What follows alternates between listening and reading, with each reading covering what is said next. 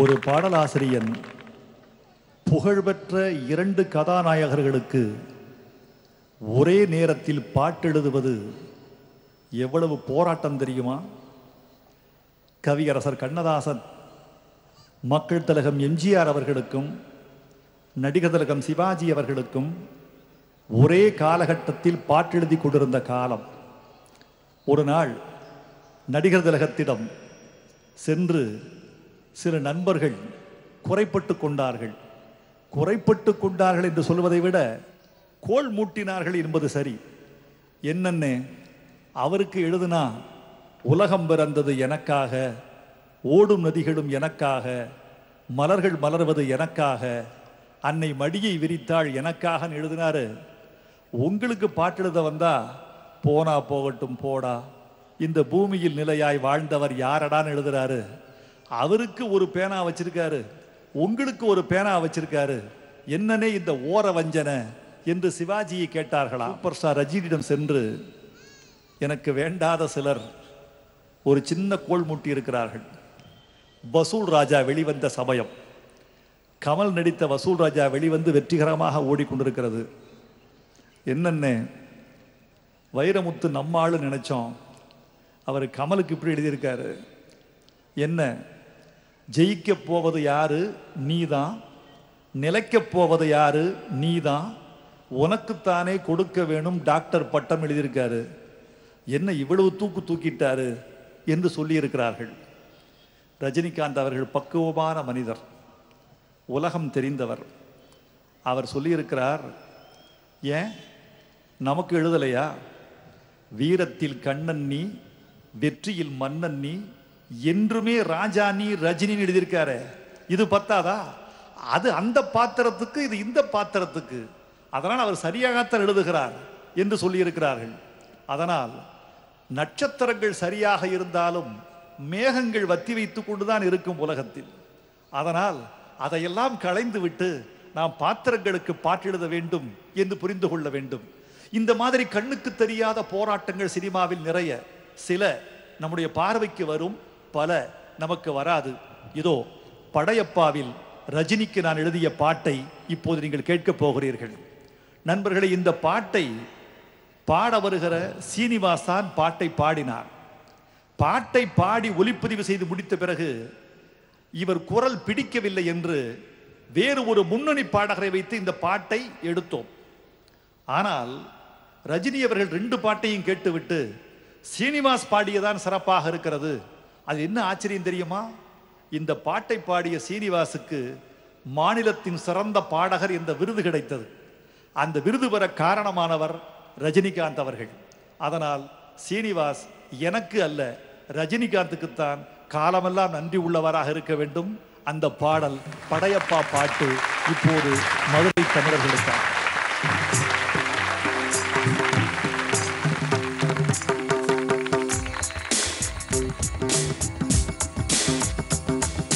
மின்சார பூவே, பெண் பூவே, மெய் தீண்ட வேண்டும் என்னோடு வாராய், என் ஆசையோசை கேளாய். மின்சார பூவே, பெண் பூவே, மெய் தீண்ட வேண்டும் என்னோடு வாராய், என் ஆசையோசை கேளாய். மாலையில் உன் மார்பினில் நான் துயில் கொள்ள வேண்டும், காலையில் உன் கண்களில் நான் வெயில் காய வேண்டும்.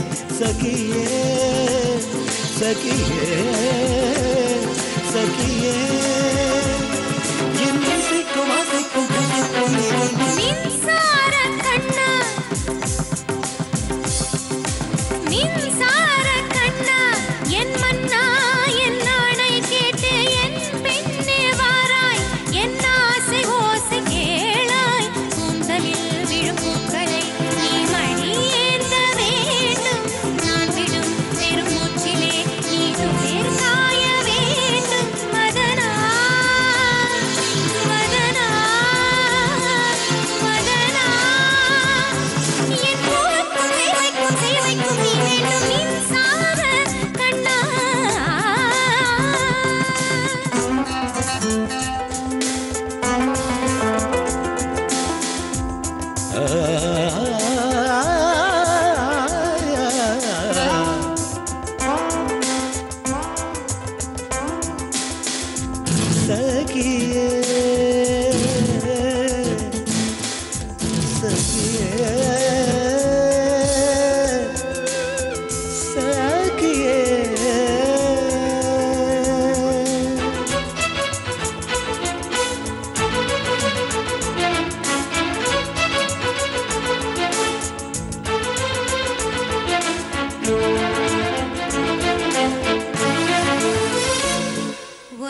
ஆணுக்கு எழுதிய இலக்கணம் உன்னிடத்தில் கண்டேன். என் பாதத்தில் பள்ளி கொள்ள உனக்கு ஒரு அனுமதி தந்தேன்.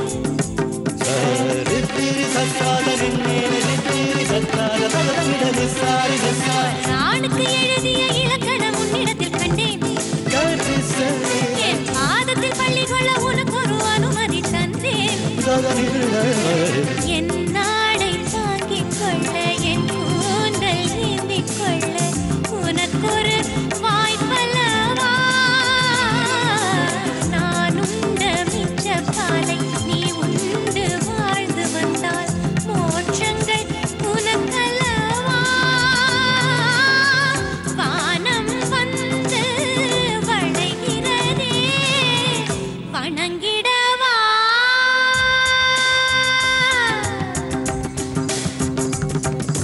மின்சார பூவே பெண் பூவே மெய்திட வேண்டும் என்னோடு வாராய் என் ஆசையோசை கேளாய்.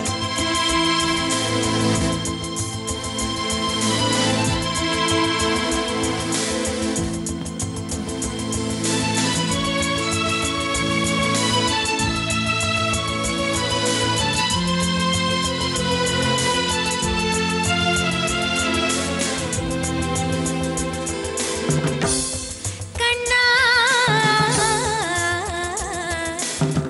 கண்ணா வெண்ணிலவை தட்டி தட்டி செய்து வைத்த சிற்பம் ஒன்று கண்டேன். அதன் விழிகளில் வழிவது அமுதல்ல விஷம் என்று கண்டேன். அதன் நிழலையும் தொடுவது வழி என்று விலக்கி விட்டேன். ஆ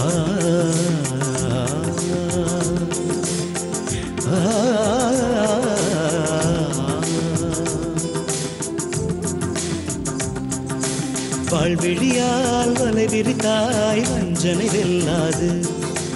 வலைகளிலே மீன் சிக்கலாம் தண்ணீர் என்றும் சிக்காது. வா என்றால் நான் வருவதில்லை, போ என்றால் நான் மறைவதில்லை. இது நீ நான் என்ற போட்டி அல்ல. நீ யானை இட்டு சூடி கொள்ள ஆண்கள் யாரும் பூக்கள் அல்ல. மின்சார கண்ணா என் மன்னா என் நாணை கேட்டு என் பெண்ணே வாராய் என் ஆசை ஓசை கேளாய். தக்கிட்ட தாகட தகதத்தின் கதிக்கிடகுதோம் கதிக்கிடகுதோம் கதிக்கிடகுதோம்.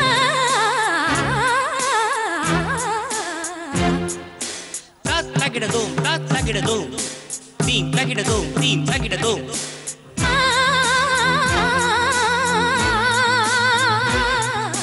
தும் தக்கிட தக்க தக்கிட தக்க தக்கிட தக்க தக்கிட தக்கிடதோம் தக்கிடதோம் தாகேடா.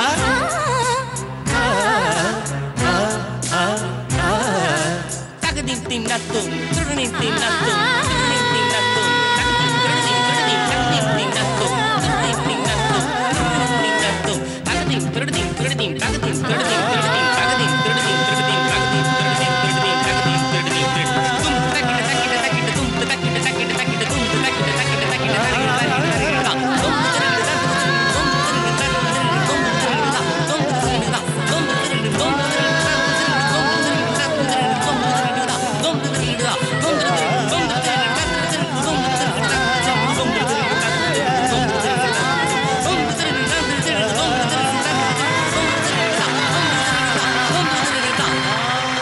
விஜய் நடித்த ஷாஜஹான் என்ற ஒரு படம்.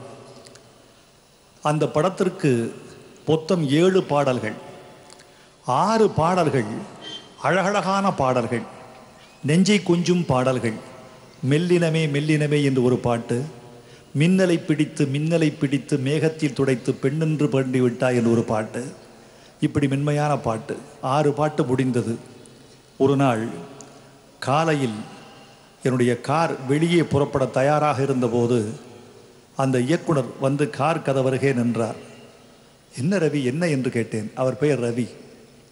அவர் சொன்னார், அன்னை மன்னிக்கணும், பாட்டு எல்லாமே நல்லாவே வந்திருக்கு, சந்தோஷந்தானே, அதானே சிக்கல், எல்லாமே நல்ல பாட்டாகவே இருக்கு, அதான் சிக்கல் என்றார். என்னப்பா எல்லாமே நல்லா இருந்தால் சிக்கலா? இல்லைண்ணே, என்ன யூனிட்டில் ஃபீல் பண்ணுறோம்னா எல்லாமே மென்மையான பாட்டாகவே ஆகிப்போச்சே, ஒரு குத்துப்பாட்டு கூட இல்லாமல் இந்த படம் எப்படி?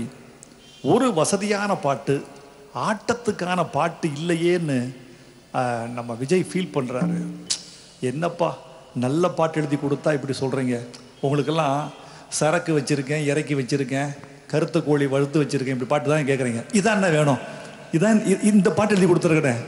காருக்குள்ளேயே உட்கார்ந்து சரக்கு வச்சுருக்கேன், இறக்கி வச்சுருக்கேன், கருத்த கோழி மிளகு போட்டு வறுத்து வச்சுருக்கேன் என்று பாட்டு எழுதி வாங்கி கொண்டு போனார். என்ன தெரியுமா விஷயம்? அந்த 6 பாட்டையும் இந்த பாட்டு தூக்கி சாப்பிட்டு விட்டது. இதுதான் பிரச்சனையே. எனவே ஒரு குத்துப்பாட்டு வருகிற போது மற்ற பாடல்கள் வலிவிழந்து போகின்றன. இப்படிப்பட்ட காலகட்டத்தில் இயக்குனர் மணிரத்னம் என்னை அழைத்து சொன்னார், மிக மிக மென்மையான பாட்டு, தமிழர்கள் இதுவரைக்கும் கேட்காத தமிழ் வார்த்தைகளை போட்டு பாட்டு எழுத முடியுமான்னு கேட்டார். இந்த பாட்டு பிறந்தது மாலத்தீவில். 20 படத்திற்காக நாங்கள் மாலத்தீவுக்கு போயிருந்தோம். மணிரத்னம், ஏ.ஆர். ரஹ்மான், நான். ஒரு சின்ன தீவு, அதில் 15 பேர் தான் இருக்க முடியும். 15 பேர்கள் மட்டுமே வாழக்கூடிய ஒரு தீவில் நாங்கள் 1 வாரம் இருந்தோம். அந்த தீவு திடீரென்று காணாமல் போகும் என்று கூட சொல்லி இருக்கிறார்கள். அப்படிப்பட்ட தீவு. அதில் உட்கார்ந்து எழுதிய பாட்டு, தமிழர்கள் இதுவரைக்கும் கேட்காத, திரைப்பட பாட்டில் கேட்காத வார்த்தைகளை போட்டு எழுத முடியுமா? சங்கத்தமிழில் எழுதி காட்டட்டுமா என்று கேட்டேன். சங்கத்தமிழ் என்றால் என்ன என்று கேட்டார்கள். அதுதான், நறுமுகையே நறுமுகையே நீ ஒரு நாழிகை நில்லாய், செங்கனி ஊறிய வாய் திறந்து நீ ஒரு திருமொழி சொல்லாய், அற்றை திங்கள் அந்நிலவில் நெற்றித் தரள நீர்வடிய கொற்ற பொய்கை ஆடியவள் நீயா.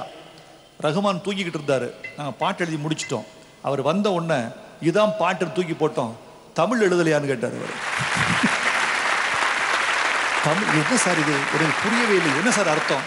அற்றை திங்கள் அந்நிலவில், அன்று நிலா பொழிந்து கொண்டிருந்த அந்த இரவில் நெற்றி தரள நீர்வடிய, நெற்றியில் முத்து முத்தாக நீர்வடிய, அரசனுக்கு சொந்தமான கொற்ற பொய்கையில் நீராடியவள் நீதானா.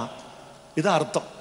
அந்த நிலா வெளிச்சத்தில் நெற்றியில் முத்து முத்தாக நீர்வடிய, அரசனுக்கு சொந்தமான பொய்கையில் நீராடிய பெண்ணே நீதானா என்று அர்த்தம்.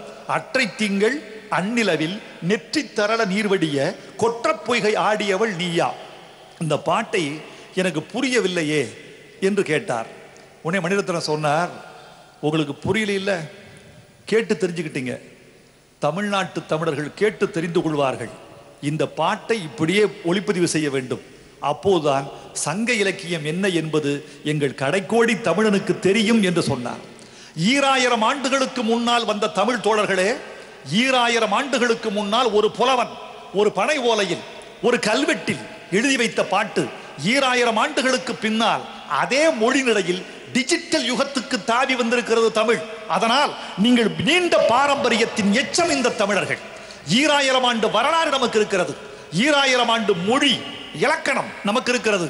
அதனால் தான் இந்த தாய் தமிழை விட்டுவிடக் கூடாது. எனக்கு திரைத்துறையில் கிடைத்த மிகப்பெரிய வாய்ப்பு என்ன தெரியுமா? நான் புகழ் பெற்றேன், பொருள் ஈட்டினேன், தமிழர்களுக்கு பக்கத்தில் வந்து விட்டேன், உங்கள் வீட்டு பெயராக விளங்கிவிட்டேன் என்பதெல்லாம் 2ஆம் பட்சம். நான் அடைந்த பெருமை எல்லாம் ஒன்றுதான்.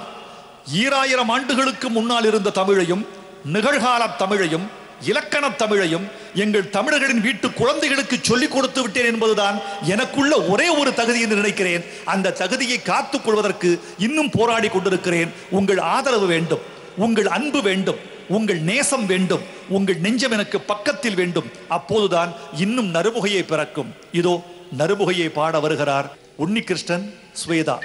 தமிழர்களே, உங்கள் நெஞ்சு காதில் வந்து துடிக்கட்டும். இந்த தமிழை கேட்டு நீங்கள் உங்கள் மனசை ஒரு மேகமாக விரட்ட விடுங்கள்.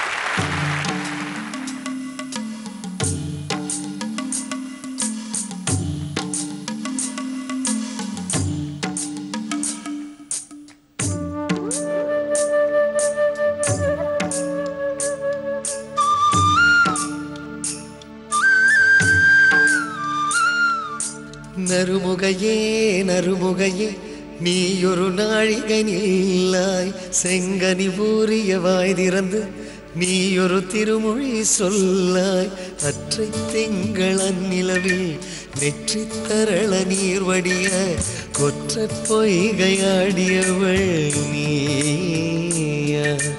அற்றை திங்கள் அந்நிலவில் நெற்றி தரள நீர் வடிய கொற்ற பொய்கையாடியவள் நீயா.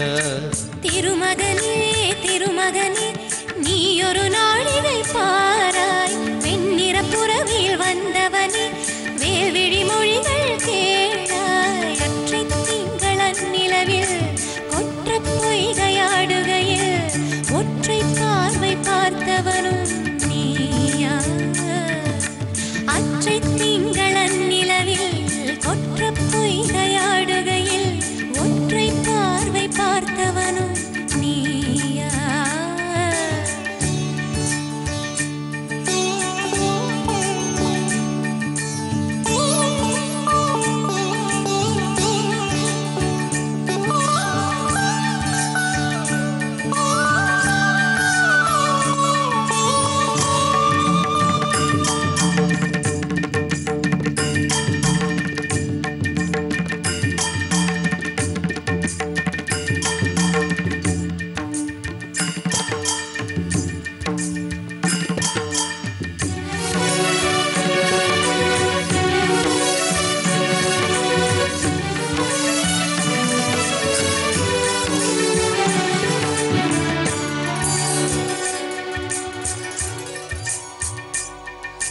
மங்கை மான்விழி அம்புகள் என் மார்துளைத்ததென்ன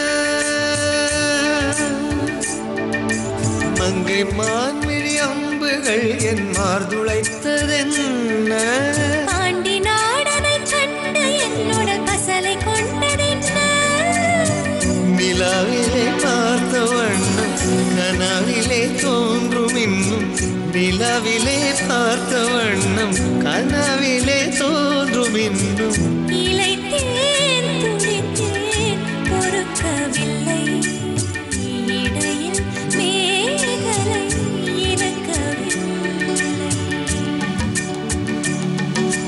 நறுமுகையே நறுமுகையே நீ ஒரு நாழிகை நில்லாய் செங்கனி ஊறிய வாய் திறந்து நீ ஒரு திருமொழி சொல்ல அற்றை திங்களன் நிலவில் ஒற்ற பொய்கையாடுகையில் ஒற்றை பார்வை பார்த்தவனும் நீயா அற்றை திங்களன் நிலவில் வெற்றி தரள நீர் வடிய கொற்ற பொய்கையாடியவள் நீயா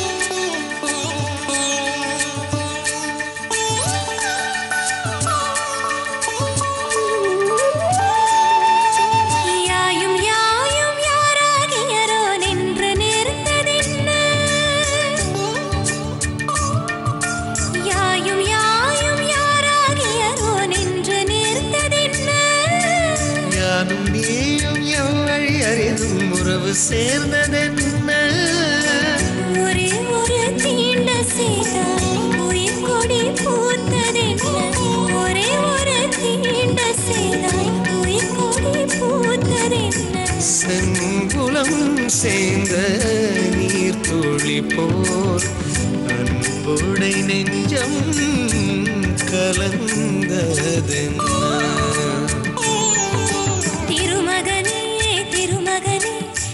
ஒரு நாழிகை பாராய் வெண்ணிற புறவில் வந்தவனே வேல்விழி மொழிகள் கேளாய் அற்றை திங்களன் நிலவில் ஒற்ற பொய்கையாடுகையில் ஒற்றை பார்வை பார்த்தவனும் நீயா அற்றை திங்களன் நிலவில் வெற்றி தரள நீர் வடிய கொற்ற பொய்கையாடியவள் நீயா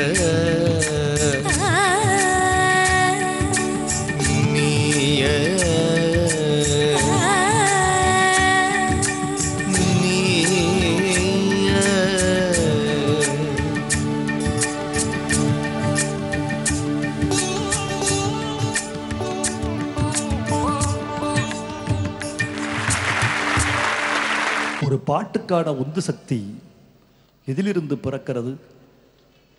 நான் பார்த்த மனிதர்களின் அசைவுகளிலிருந்து பிறக்கலாம், நான் படித்த இலக்கியத்திலிருந்து பிறக்கலாம், நான் பட்ட அனுபவங்களிலிருந்து பிறக்கலாம். நான் உற்ற கண்ணீர், நான் உற்ற தோல்வி, நான் பெற்ற வெற்றி, நான் பெற்ற அவமானம், என்னை சுற்றி வாழும் மனிதர்களின் வாழ்க்கை இதிலிருந்து பிறக்கலாம். ஆனால் பாரதி ராஜா படத்திற்கு கிழக்கு சீமையிலே பிறந்த ஒரு பாட்டு எப்படி பிறந்தது தெரியுமா? மீசையிலிருந்து பிறந்தது. பாட்டெழுத வாருங்கள், நான் படப்பிடிப்பில் இருக்கிறேன் என்றார் பாரதி ராஜா. நான் பாண்டியன் ரயிலை பிடித்து கொடைக்கானல் ரோட்டில் இறங்கி வத்தலக்குண்டுக்கு போனேன். அதிகாலை. என்ன கதை என்று கேட்டேன். பாசமாக வளர்த்த தங்கச்சி கல்யாணமாகி பிரிந்து போகிறாள். அண்ணனின் கண்ணீரும் தங்கையின் கண்ணீரும் இந்த பாட்டை நினைக்கின்றன என்று சொன்னார் பாரதி ராஜா. இதற்கு என்ன இது மாதிரி நிறைய பாட்டு வந்து விட்டதே என்று நான் யோசித்து கொண்டிருந்த போது ஒரு சாப்பாட்டு கூடத்தில் சந்தித்து கொண்டிருந்தோம். சற்று நேரத்தில் நடிகர் விஜயகுமாரும் நடிகர் நெப்போலியனும் முழு மேக்கப்போடு கீழே வந்தார்கள். பார்த்தா கட்டு மீசை வச்சிருக்காங்க ரெண்டு பேரும். இவர் ஒரு மீசை, இவர் ஒரு மீசை. நல்லா இருந்தது மீசை. இவர்கள் யார் படத்தில் என்று கேட்டேன். இவர்கள் ரெண்டு பேரும் தான் மைத்துனர்கள். இதில் யார் நல்லவர் யார் கெட்டவர் என்று கேட்டேன். விஜயகுமார் நல்லவர், பாசத்தோடு தங்கையை வளர்த்தவர். ராதியாவை திருமணம் செய்து கொடுக்கிறார் நெப்போலியனுக்கு. அவர் கொடுமைக்காரர், அவர் வில்லன். ரெண்டு பேர் மீசையும் கவனித்தேன். விஜயகுமார் மீசை சைவ மீசையாகவும் நெப்போலியன் மீசை அசைவ மீசையாகவும் எனக்கு தெரிந்தது. அந்த சாப்பாட்டு மேஜையே பாட்டு மேஜையானது.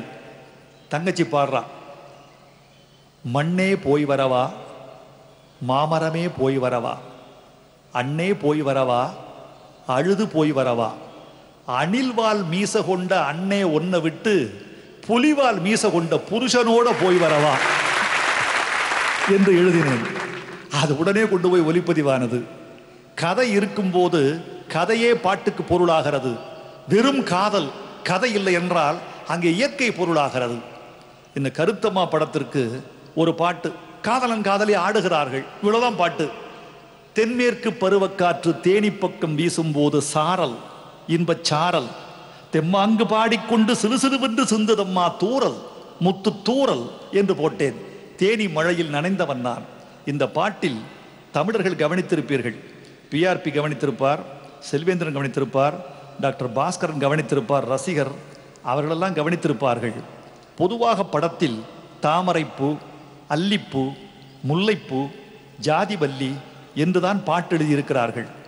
நான் இந்த படத்தில் இந்த பாட்டில் நான் எங்கள் மண்ணின் பூக்களை வைக்க வேண்டும் என்று ஆசைப்பட்டேன். எங்களுக்கு ஏது ஜாதி மல்லி, எங்களுக்கு ஏது முல்லை, எங்கள் வறண்ட காட்டில் சில்லிப்பூக்கள், எங்கள் வறண்ட பூமியில் கள்ளிப்பூக்கள். முல்லைப்பூக்களையும் மல்லிப்பூக்களையும் பாடிக்கொண்டிருந்த திரைப்படத்தில் சில்லிப்பூக்களையும் கள்ளிப்பூக்களையும் கொண்டு வர வேண்டும் என்று ஆசைப்பட்டேன். இதுதான் எங்கள் மண்ணின் பூக்கள், இந்த வறண்ட நிலத்து பூக்கள், உழவர்காட்டு பூக்கள், விவசாயிகளின் பூக்கள், இதுதான் எங்கள் பாட்டாளிகளின் பூக்கள். அதனால் இந்த சில்லிப்பூக்களையும் கள்ளிப்பூக்களையும் கொண்டு வர ஆசைப்பட்டேன். தென்மேற்கு பருவக்காற்று தேனி பக்கம் வீசும் போது சாரல் இன்பச் சாரல் தெம்மாங்கு பாடிக்கொண்டு சிறு சிறுவென்று துந்துதம்மா தூரல் முத்து தூரல் செங்காட்டு சில்லி செடி சில்லென்று மொட்டு விட வெங்காட்டு பொத்தக்கள்ளி சட்டென்று பூவெடுக்க செம்மேற்கு பருவக்காற்று தேனி பக்கம் வீசும் போது சாரல் என்று போட்டேன். ஆகவே தோழர்களே, தமிழர்களே, முல்லை பூக்களும் மல்லிப்பூக்களும் தாமரை பூக்களும் பூத்திருந்த தமிழ் சினிமாவில் சில்லிப்பூக்களையும் கள்ளிப்பூக்களையும் பூக்க வைத்த பெருமை பாரதி ராஜாவுக்கு உண்டு என்பதை இந்த மண் புரிந்து கொள்ள வேண்டும். இதோ தென்மேற்கு பருவக்காற்று தேனி பக்கம் அல்ல மதுரை பக்கம் வீசப் போகிறது.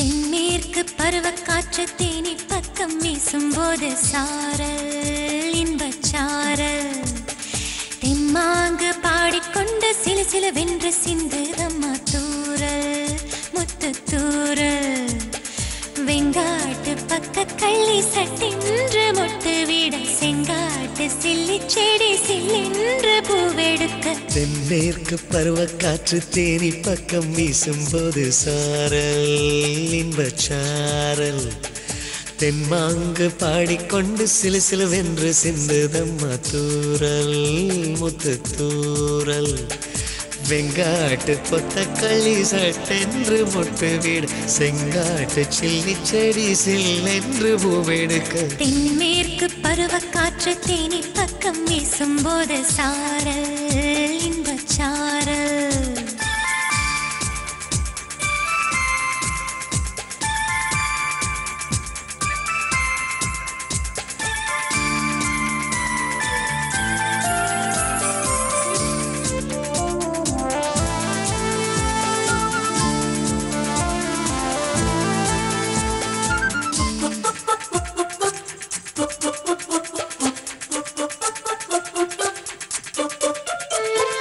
வானோடும் மண்ணோடும் இல்லாத வண்ணங்கள் பெண்ணோடும் கண்ணோடும் நான் காண்கிறேன் தாலாட்டில் இல்லாத சங்கீத சாரங்கள் பாராட்டும் உன் பாட்டில் நான் கேட்கிறேன் மழை துளி என்னதவும் தான் செய்ததோ மலர் கொண்ட மார்போடு தொட்டாடுதே மழை துளி தொட்ட இடம் நீ தீண்டவோ நினைக்கையில் உள்ளூர கல்லூருதே தென்மேற்கு பருவக்காற்று தேனி பக்கம் வீசும்போது சாரல் இன்பச்சாரல் தெம்மாங்கு பாடிக்கொண்டு சிலு சிலுவென்று சிந்துதம்மா தூரல் முத்து தூரல் வெங்காட்டு பக்க தள்ளி சட்டென்று மொட்டு விட செங்காட்டு சில்லி செடி சில்லென்று பூவெடுக்க தென்மேற்கு பருவக்காற்று தேனி பக்கம் வீசும்போது சாரல்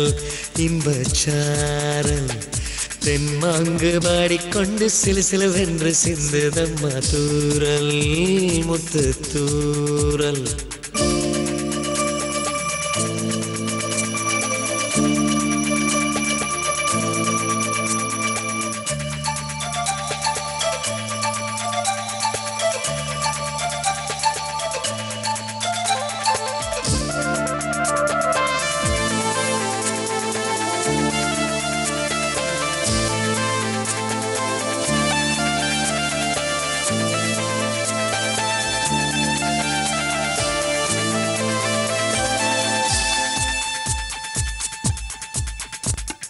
நீ என்றும் நான் என்றும் இரு வார்த்தை ஒன்றாகி நாம் என்ற ஒரு வார்த்தை உண்டானதே ஆண் என்றும் பெண் என்றும் இரு வார்த்தை ஒன்றாகி ஆள் என்ற ஓர் வார்த்தை உண்டானதே காதல் என்ற மந்திரத்தின் மாயம் என்ன கல்லும் முள்ளும் இப்போது பூவானதே வானவில்லின் துண்டொன்று மண்ணில் வந்து யாருக்கும் சொல்லாமல் பெண்ணானதே தென்மேற்கு பருவக்காற்று தேனி பக்கம் வீசும்போது சாரல் இன்பச்சாரல் தெம்மாங்கு பாடிக்கொண்டு சிலு சிலுவென்று சிந்துதம்மா தூரல் முத்து தூரல் வெங்காட்டு பக்க தள்ளி சட்டென்று மொட்டு விட செங்காட்டு சில்லி செடி சில்லென்று பூவெடுக்க தென்மேற்கு பருவக்காற்று தேனி பக்கம் வீசும்போது சாரல்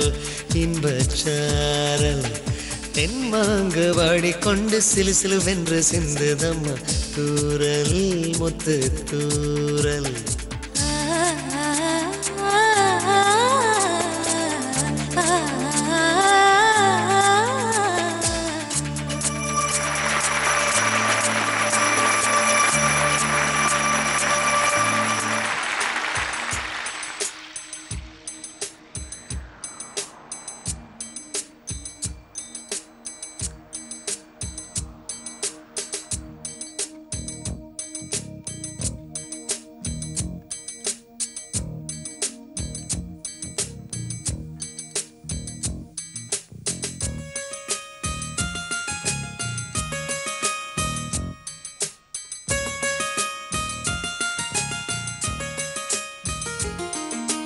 காற்றே என் வாசல் வந்தாய் மெதுவாக கதவு திறந்தாய் காற்றே உன் பேரை கேட்டேன் காதல் என்றாய். நேற்று நீ எங்கிருந்தாய் காற்றே நீ சொல்வாய் என்றேன். சுவாசத்தில் விழுந்ததாக சொல்லி சென்றாய். துளி வரும் காற்றே தாய்மொழி பேசு. நிலமுள்ள வரையில் நெஞ்சினில் வீசு. துளி வரும் காற்றே தாய்மொழி பேசு. காற்றே என் வாசல் வந்தாய் மெதுவாக கதவு திறந்தாய். காற்றே உன் பேரை கேட்டேன் காதல் என்றாய். நேற்று நீ எங்கு இருந்தாய் காற்றே நீ சொல்வாய் என்றேன். சுவாசத்தில் இருந்ததாக சொல்லி சென்றாய். துளி வரும் காற்றே தாய்மொழி பேசு. நிலமுள்ள வரையில் நெஞ்சினில் வீசு. துளி வரும் காற்றே தாய்மொழி பேசு. காற்றே என் வாசல் வந்தாய் மெதுவாக கதவு திறந்தாய். காற்றே உன் பேரை கேட்டேன் காதல் என்றாய்.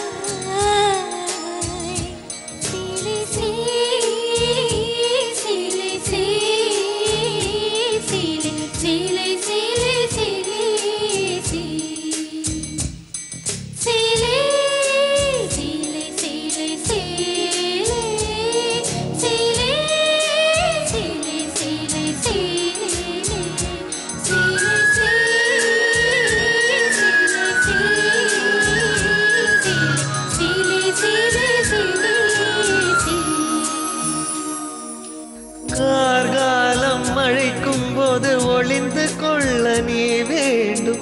தாவணி குடை பிடிப்பாயா?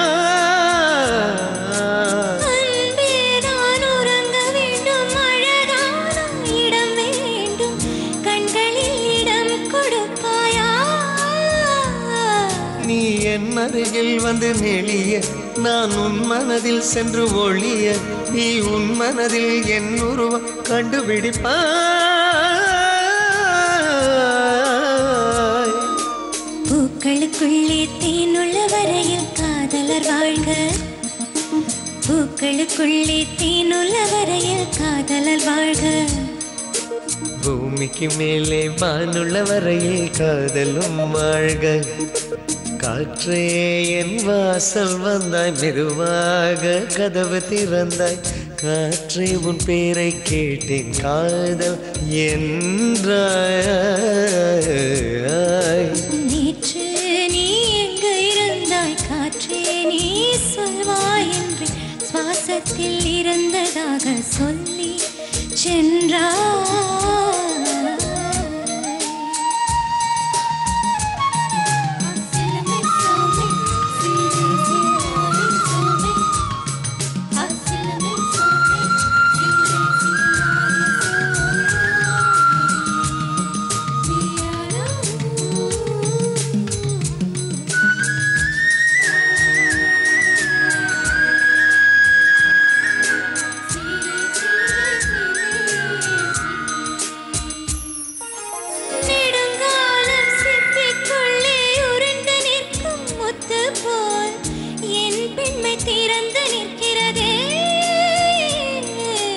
திறக்காத சிப்பி என்னை திறந்து கொள்ள சொல்கிறதா? என் நெஞ்சம் மறண்டு நிற்கிறதே. சிறு குழந்தை என்று நினைத்தேன். உன் வருகையினால் வயதறிந்தேன். என்னை மறுபடியும் சிறு பிள்ளையாய் செய்வாயா?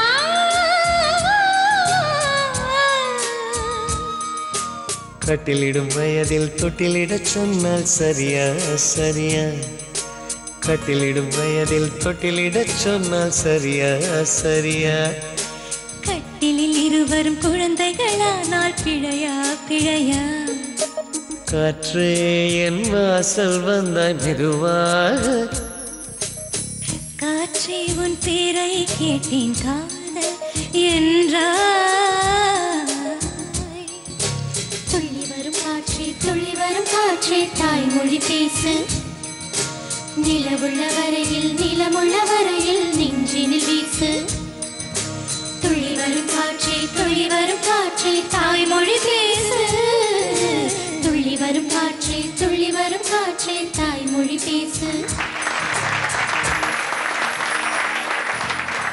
திருநெல்வேலியிலே பிறந்த ஒரு தமிழ் பெண் ஒரு கணிப்பொறியாளரை திருமணம் செய்து கொண்டு காஷ்மீருக்கு போகிறாள். காஷ்மீரை பாராதவள், காதலும் அறியாதவள். அவள் முதலில் காஷ்மீரில் தன் தேனிலவை கொண்டாடுகிறாள். அவர்கள் பாடுகிற இந்த பாட்டு எப்படி இருக்க வேண்டும் என்று இயக்குனர் சொன்னார். ஏ.ஆர். ரஹ்மானுக்கு முதல் படம் ரோஜா. எப்படி இருக்க வேண்டும் மெட்டு தெரியுமா என்று கேட்டார். அழகாக இருக்க வேண்டும், அப்படித்தானே? அது அல்ல, இந்த மெட்டு பாடப்படுகிற போதே குளிர வேண்டும், குளிரடிக்க வேண்டும் என்று சொன்னார். எனக்கும் விளங்கவில்லை, ஏ.ஆர். ரஹ்மானுக்கும் விளங்கவில்லை. பாடும்போது எப்படி குளிர் எடுக்கும் என்று 10-15 மெட்டுக்களை இட்டு காட்டினார். ஒன்றிலும் திருப்தி வரவில்லை. கடைசியில் கானடா என்ற ராகத்தில் இந்த மெட்டு இசையமைக்கப்பட்டது. இந்த கானடா என்ற ராகத்தில் நம்முடைய ஏ.ஆர். ரஹ்மான் தொட்டவுடன் இந்த பாட்டு இப்போது குளிரெடுக்கிறதா இல்லையா என்று கேட்டார் அவர். அந்த மெட்டு தனனா தனனா தனனா தனனா அது கேட்கிற போது குளிருக்குள் ஒருவர் நடுங்கிக் கொண்டு பாடுவது மாதிரி இருக்கும். இப்போது வார்த்தை போடுங்கள் என்று என்னை கேட்டார். நான் போட்டேன், இது காஷ்மீரமா, இங்கு கார்காலமா, இந்த குளிர் தாங்குமா என்று ஆரம்பித்தேன். பாட்டு ரொம்ப பிடித்து விட்டது 2 பேருக்கும். ஆஹா, என்ன அழகான வரி! இது காஷ்மீரமா, இங்கு கார்காலமா, எந்தன் கோயில் புறா இந்த குளிர் தாங்குமா? பிரமாதமா இருக்கு. மெட்டில் அழகாக ஒட்டுகிறது. இவ்வளவு நன்றாக இருக்கிறது பாட்டு. ஆனால் இதை நான் ஏற்றுக்கொள்ள முடியாது என்றார் மணிரத்னம். ஏன் என்று கேட்டேன். நான் காஷ்மீரில் படம் எடுக்க போகிறேன். ஒலிப்பேழை கேசட் முன்னாடியே வரப்போகிறது. என் படம் வருவதற்கு முன்னால் பாட்டை கேட்கிற தமிழர்கள் இது காஷ்மீரில் எடுக்கப்பட்ட பாட்டு என்ற சஸ்பென்ஸ் உடைந்து விடக்கூடாது. 1. 2வது, நான் காஷ்மீரில் தான் படம் எடுப்பேன் என்று உத்தரவாதம் இல்லை. தீவிரவாதிகளின் அச்சுறுத்தல் இருக்கிறது. நான் ஊட்டியில் கூட படம் எடுப்பேன். அதனால் காஷ்மீரம் என்று நீங்கள் போட்டுவிட்டால் என்னை கட்டுப்படுத்திவிடும், அந்த சஸ்பென்ஸ் உடைந்து விடும்.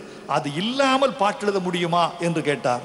அதற்கு பிறகு வந்ததுதான் புது வெள்ளை மழை இங்கு பொழிகின்றது, இந்த கொள்ளை நிலா உடல் நனைகின்றது, இங்கு சொல்லாத இடம் கூட குளிர்கின்றது, மனம் சூடான இடம் தேடி அலைகின்றது, தனனா தனனா என்ற பாட்டு.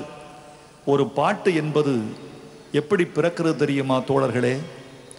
வயிற்றில் இருக்கும் பிள்ளை 10 மாதத்தில் பிறந்து விடுகிறது. ஆனால் எங்கள் பிள்ளை 10 ஆண்டுகள் கழித்து கூட பிறக்கிறது. 10 நிமிடத்தில் பிறந்து விடுகிறது. பிள்ளை பிறப்பதற்கு 10 மாதம் என்று நிர்ணயிக்க முடியும். ஒரு பாட்டு பிறப்பதற்கு எந்த காலத்தை யாரால் நிர்ணயிக்க முடியும்? ஒரே பாடலில் இந்தியாவின் தேசிய விருதை அள்ளி கொண்டு போனார் ஏ.ஆர். ரஹ்மான். அவருக்கு தேசிய விருது பெற்றுத்தந்த பாட்டு இதோ ரோஜா படத்தில் இடம்பெற்ற பாட்டு. சின்ன சின்ன ஆசைக்குத்தான் கிடைத்தது. ஆனால் இந்த பாட்டும் சேர்ந்துதான் அவர் விருதுக்கு தகுதிப்படுத்தியது.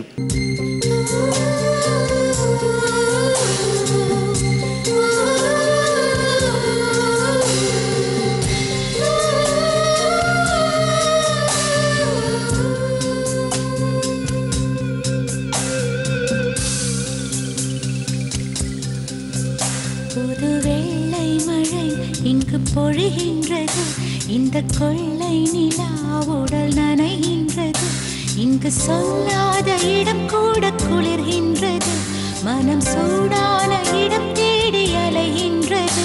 புது வெள்ளை மழை இங்கு பொழிகின்றது, இந்த கொள்ளை நிலா உடல் நனைகின்றது, இங்கு சொல்லாத இடம் கூட குளிர்கின்றது, மனம் சூடான இடம் தேடி அலைகின்றது. வீசு. நதியே நீயானால் கரை நானே, சிறு பறவை நீயானால் உன் வானம் நானே. புது வெள்ளை மழை எங்கு பொழிகின்றது, இந்த கொள்ளை நிலா உடல் நனைகின்றது.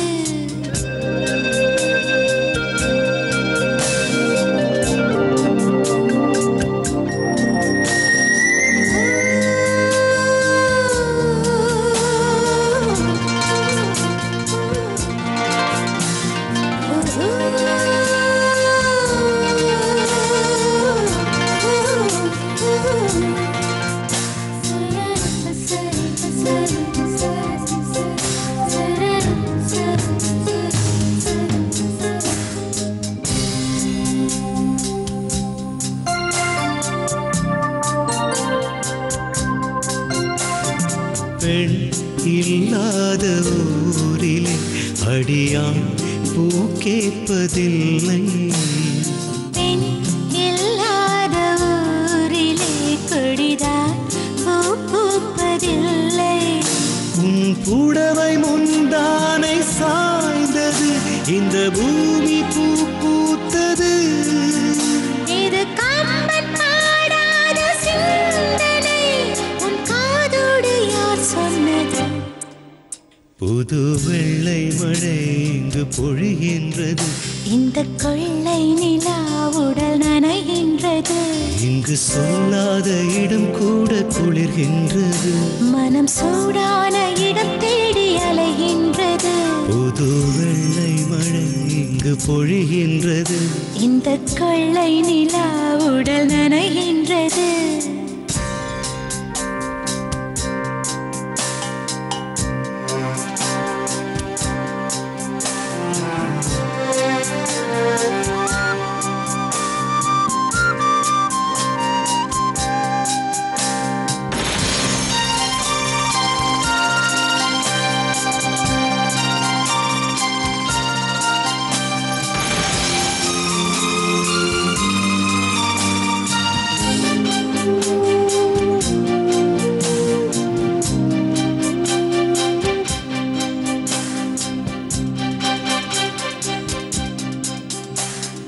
நீ அணைக்கின்ற வேளையில் உயிர்ப்பு திடுக்கென்று மலரும், நீ விடுக்கென்று ஓடினான் உயிர் பூ சருகாக உலரும்.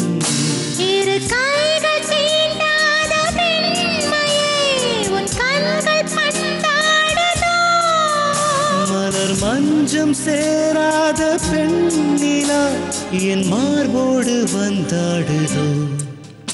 புது வெள்ளை மழை இங்கு பொழிகின்றது, இந்த கொள்ளை நிலா உடல் நனைகின்றது, இங்கு சொல்லாத இடம் கூட குளிர்கின்றது.